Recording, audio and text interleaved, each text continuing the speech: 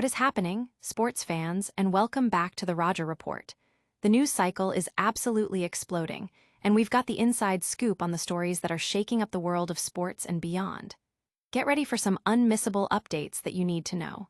We're diving deep into critical player negotiations, legendary athlete sightings, and major career moments. You don't want to miss a second of this. Let's get into it. First up, a 7-time NBA champion is dropping some serious advice for a WNBA superstar, suggesting a bold strategy that could redefine player empowerment. Think iconic moves and massive revenue streams. This is a masterclass in business from one of the greats. You'll want to hear this perspective on how to leverage your impact. Then, we're heading to the college gridiron, where a coaching legend is making his highly anticipated debut. And guess who's expected to be in the stands? We're talking about some of the biggest names in sports history, ready to cheer him on. This is a gathering of titans you won't believe. Next, we shift gears to the high-octane world of NASCAR. A top driver faced a tough race, but it was a pep talk from an unexpected source, a team owner with a legendary resume that made all the difference. We've got the details on what keeps a champion focused after a near win. And finally, we settle the GOAT debate once and for all, as an NBA icon weighs in with his definitive pick for the greatest of all time. Get ready for a passionate argument that might just convince you. It's an all-timer discussion you can't miss. Stick around because you're watching the Roger Report. Don't forget to like, subscribe, and hit that notification bell so you never miss an update. Player Empowerment Playbook revealed. The WNBA All-Star Weekend in Indianapolis was buzzing, not just with on-court talent, but with significant off-court developments that captured national attention. Amidst the excitement, 3 major storylines emerged. The viral Twitch streams from Minnesota Lynx guards Courtney Williams and Natisha Hiedeman, the unfortunate absence of Fever star Caitlin Clark due to a groin injury, and the critical ongoing collective bargaining agreement, CBA, negotiations between the league and its players. While Clark's injury kept her from participating, the CBA talks took center stage, particularly after a meeting on Thursday of that weekend reportedly did not go well. In a powerful show of solidarity, every WNBA All-Star warmed up for the main game wearing black shirts emblazoned with "Pay us what you owe us." This visual statement brought the players' demands for increased salaries and revenue sharing into the mainstream sports media spotlight with unprecedented force. While the initial media frenzy around the CBA has subsided, influential voices continue to weigh in, shaping the narrative around player compensation and league economics. Most recently, 7-time NBA champion Robert Horry offered his unique perspective on his podcast, Big Shot Bob. Addressing the WNBA players' push for greater financial rewards, Horry proposed a strategy for Caitlin Clark that draws a direct parallel to Michael Jordan's legendary business acumen. "I'ma be an asterisk right now," Horry stated candidly. "If I'm Caitlin Clark, I'm like, I want my image and likeness like Michael Jordan did back in the day. And then I'm like, all right, the rest of y'all figure it out." Horry elaborated on this bold approach, emphasizing the immense revenue generated by Clark's popularity. "Think about all the jerseys that she sells," he continued. "I'm like, no, I want my likeness. And everything, the money that's used to pay my jerseys, I want that money." He posited that such a move could shift public perception, making it harder for critics to hate on Caitlin when her revenue is so vital to the league's success. This echoes Jordan's historical strategy of meticulously controlling his image and likeness, even opting out of collective licensing deals to negotiate separately and pursuing legal action against unauthorized use. Horry's advice suggests Clark could wield her marketability as a powerful negotiation tool, potentially influencing the direction of player compensation across the league. Audience impact. Fans and analysts are closely watching how these negotiations unfold, with many debating the merits of Horry's advice and its potential impact on player value and the WNBA's financial future. The "Pay us what you owe us" shirts have become a symbol of the players' collective bargaining power. Could this Jordan-inspired strategy be the key to unlocking unprecedented player value? We'll see who else is showing up to support a coaching legend's big debut next. Coaching icon's debut draws star power. when Bill Belichick, widely considered one of the greatest coaches in American football history, accepted the head coaching position at the University of North Carolina, it was a significant moment for the Tar Heels program. His arrival instantly brought a high-profile legitimacy that resonated throughout the college sports world. Now, as he prepares to make his highly anticipated debut on the sidelines, the excitement is palpable, drawing an array of legendary figures back to Chapel Hill to witness the occasion. According to ESPN's Pete Thamel, an impressive roster of North Carolina alumni, including some of the most recognizable names in sports history, are expected to be in attendance at Kennan Memorial Stadium for the game against TCU.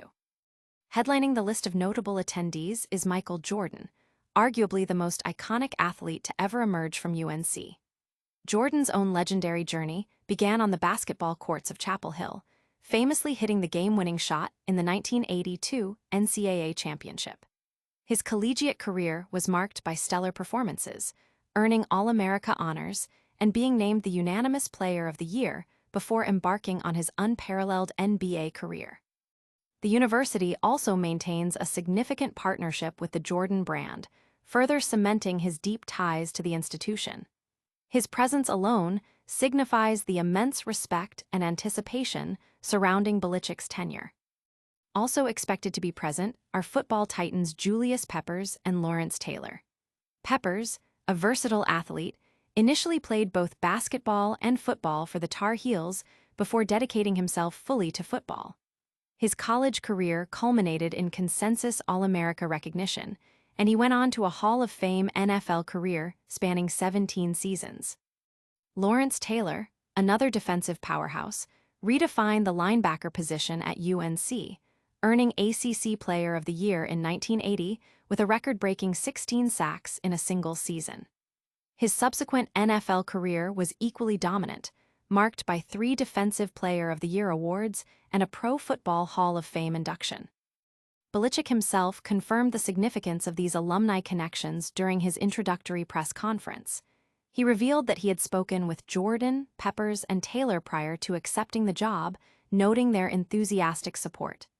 "I've had conversations with Julius and LT, some of the greatest players that have played here," Belichick shared. "Very supportive. Talked to Michael the other day, very supportive." He further emphasized the broad support system within the UNC alumni network, stating, "There's been a ton of support from ex-players and other UNC alums. This is a great brand and great support system here." Belichick expressed his eagerness to collaborate with these legendary figures, highlighting their willingness to be actively involved in the program's future. Audience impact.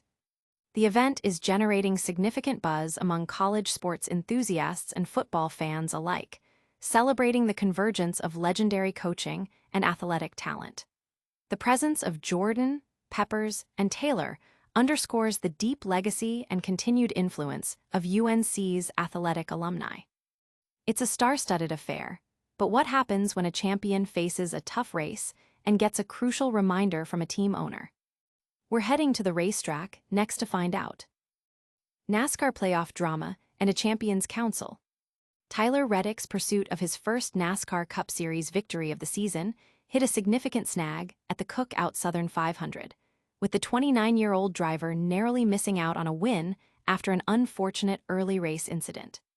Despite a strong performance, Reddick found himself battling not only the competition, but also the lingering effects of a wreck that occurred just 2 corners into the race. The incident, which involved Josh Berry's number 21 Ford getting loose and impacting Reddick's number 45 Toyota, left the 23 Xi racing car with notable damage, including a compromised left front rocker panel. After restarting in 3rd position, Reddick demonstrated remarkable resilience, fighting his way back to the front. He secured second-place finishes in both stages of the race, trailing only Chase Briscoe of Joe Gibbs Racing. In the closing laps, Reddick mounted a final charge, coming agonizingly close to snatching the victory, but ultimately finishing behind Briscoe, who secured his 2nd win of the season. The result was a bitter pill to swallow for Reddick, who has consistently performed well at Darlington Raceway, but has yet to secure a win there. Following the race, with the disappointment still fresh, Reddick received words of encouragement from his team co-owner, Michael Jordan. Jordan, who has been publicly engaged in a dispute with NASCAR regarding an antitrust lawsuit, was present to offer perspective. "He just reminded me, lap one, it looked like we were going to be wrecked," Reddick recounted, expressing Jordan's sentiment that they had managed to salvage the situation. "And we fought back from it, got the damage where it needed to be on that first pit stop, lost some time but drove back up there." Reddick acknowledged the fortunate outcome of the initial wreck, noting, "This day could have went really, really bad on lap one and we didn't let it. I think I can hang on two cars pretty good, but I think I got pretty fortunate on that one." Despite Jordan's focus on the positives and the team's ability to overcome adversity, Reddick admitted to struggling with optimism. "It makes me sick," he confessed, reflecting on his near misses at Darlington. "I feel like late in this race, especially this one, the Southern 500, I always find myself second or third in the last green flag run, trying to pass the leader and just don't get it done." He drew parallels to a similar situation the previous year where he finished behind Chris Buescher. "Last year, in the spring, I gave it my best effort and it didn't stick. And that time, Sunday, it didn't stick either. It's just a pretty similar story last spring with Chris Buescher. This time, I remembered what happened in the spring, and I was able to get ahead of it just a little sooner and not wipe out Chase." While Reddick leaves Darlington with valuable playoff points, placing him fourth in the standings and comfortably ahead of the cutoff line, the emotional toll of another close call weighs heavily. He remains frustrated by his inability to convert strong performances into a win at the track. Audience impact. Fans are divided, with some commending Reddick's resilience and Jordan's support, while others empathize with Reddick's frustration over repeated near victories at a track he excels on. The incident involving Barry has also drawn attention, impacting his own playoff standing. Overcoming adversity is key, but what about settling the ultimate debate in basketball? We're talking GOAT status next. NBA legend declares Michael Jordan the undisputed GOAT. In the ongoing, often fervent discussions about who stands at the pinnacle of basketball greatness, NBA icon Magic Johnson has weighed in with a definitive declaration. For him, the greatest of all time is none other than his longtime rival, Michael Jordan. Johnson, a five-time NBA champion and one of the most influential figures in the sport's history, recently shared his perspective on why he unequivocally places Jordan above all others. "I would have to say Michael," Johnson stated when asked about the GOAT. He elaborated on Jordan's unparalleled combination of physical gifts and basketball intellect. "We haven't seen anybody do the things that Michael could do, and he was physically so gifted at the same time, smart." Johnson also acknowledged the historical significance of other basketball giants, mentioning LeBron James and Kareem Abdul-Jabbar as players who closely followed Jordan in his estimation. "And then I think that we have two other Lakers following him right after that, and that would be LeBron James and Kareem Abdul-Jabbar," he noted. However, Johnson was quick to reaffirm Jordan's top position, also giving consideration to Bill Russell's incredible championship record. "But Michael, I would say, and then you got to throw Bill Russell in there because 11 championships, you can't deny that," Johnson said. "When a man wins that many world championship rings, he's got to be in the GOAT conversation. No question about it." Despite the contemporary debates often pitting Jordan against LeBron James, Johnson remains firm in his historical ranking. Johnson vividly recalled a specific moment from the 1991 NBA Finals, a game that solidified his view of Jordan's extraordinary talent. "I still remember that shot he did against us in '91 where he went up with the right hand, tongue was out, and we went for it," Johnson reminisced. He urged younger audiences to seek out the footage, emphasizing its legendary status. "See, you're too young. I want you to YouTube this, okay?" Johnson continued to describe the play. "So he watched us go down, switched the ball from his right to his left, tongue went left, and he spun it against the glass and good. Still the greatest shot I've ever seen." The article concludes by agreeing with Johnson's assessment, highlighting Jordan's unique ability to transcend the sport. Magic is correct. There truly has never been a player like Michael Jordan. Many have come close, but Jordan truly was on a level all by himself, it reads, underscoring the sentiment that Jordan's combination of skill, competitive drive, and clutch performances placed him in a category of his own. Audience impact. Magic Johnson's endorsement of Michael Jordan as the GOAT has reignited the perennial debate among fans, with many agreeing with his reasoning, while others continue to champion their preferred players. The reference to the iconic 1991 shot has generated significant online discussion and shares. We've heard from legends and debated the greatest of all time. Now, let's wrap up with a quick look back at all today's top stories. And that's a wrap on today's top stories. We heard about a 7-time NBA champ's advice for WNBA star Caitlin Clark on player empowerment. A coaching legend's debut is drawing major sports icons to UNC. We saw Michael Jordan offer crucial encouragement to a NASCAR driver after a tough race. And Magic Johnson weighed in on the ultimate GOAT debate. Don't miss out on any of the action. Make sure to hit that like button, subscribe to the Roger Report for more in-depth sports news, and ring that notification bell so you're always the first to know. Drop a comment below with your thoughts on today's stories, and be sure to follow us on all our social media channels for behind-the-scenes content and more updates. Thanks for watching.